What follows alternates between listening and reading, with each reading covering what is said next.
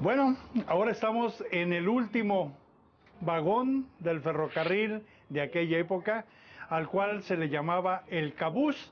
Era con el que siempre finalizaba un tren de esta naturaleza, y el cabús era diferente a los otros vagones. ¿Por qué razón? Por ejemplo, estamos en un lugar donde antiguamente nos indica que era donde hacían su comida, tienen su lavabo donde lavaban sus trastes, sus platos, etcétera, y aquí preparaban su comida para poder ellos disfrutar de la misma. Ellos iban muy al pendiente porque aquí iba el auditor y con otros controladores para ir controlando el pasaje. Esta zona era la zona de dormitorio, donde había 2 literas y aquí podían descansar 2 personas perfectamente, se acomodaban, aunque ahora sirve para otra cosa. En el lugar que tenemos aquí enseguida, aquí era el baño donde podían asearse y tener también su manera pues de hacer sus necesidades fisiológicas. Y ahora entramos a la que es la sala más grande, donde tenían ellos aquí una serie de escritorios y, ¿por qué no?, también tenían un aparatito para estarse comunicando, que era el telégrafo, y con ello ellos se iban comunicando con todas las demás estaciones, depende al rumbo que iban, si iban al centro de la República, para avisar dónde estaban y si venía un tren de mucha importancia, poderse comunicar y llegar a un lugar donde la vía tuviera una desviación. Entonces ellos llegaban, se adelantaban, se metían a la desviación y daban paso al tren que venía más importante, que era el de pasajeros.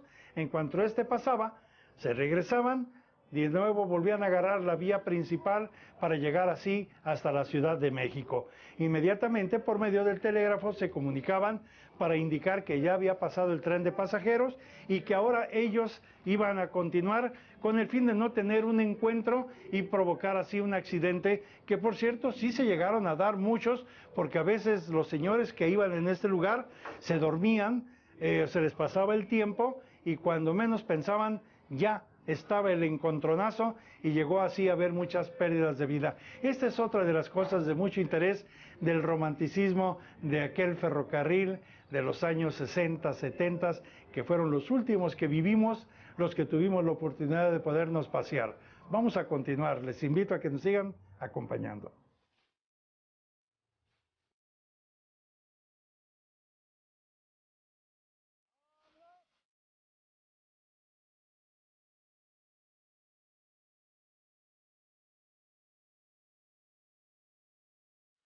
Bueno, ahora estamos en la calle de Prisciliano Sánchez y Corona.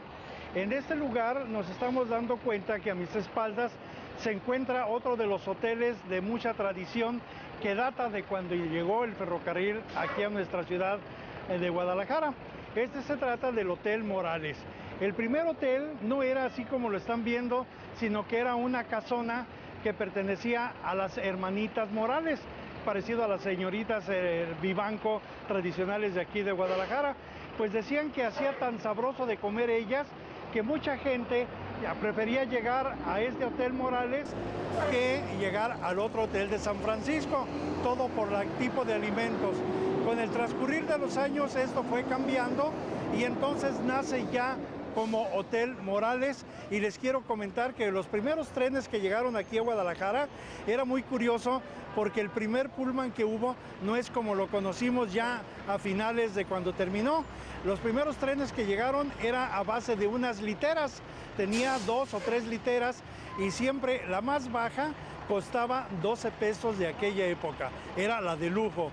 La de en medio y la de más arriba costaba 10 pesos.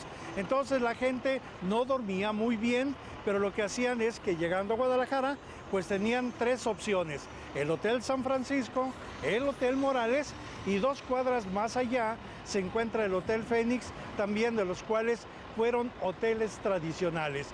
Esto es parte de la historia de cómo inició el hospedaje aquí en nuestra zona metropolitana de Guadalajara. Por eso este programa de Te lo Platico, procuramos buscar las cosas de interés para ti, joven, que desconoces mucho de ello, y qué bueno que con esto te puedas enterar cómo fue parte de la historia de nuestra ciudad.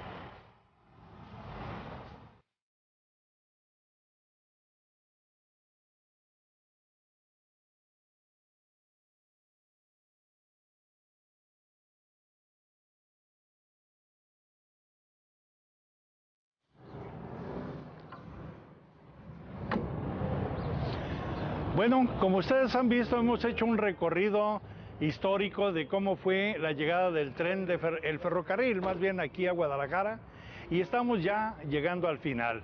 Aquí estamos ubicados en lo que es la estación actual del ferrocarril.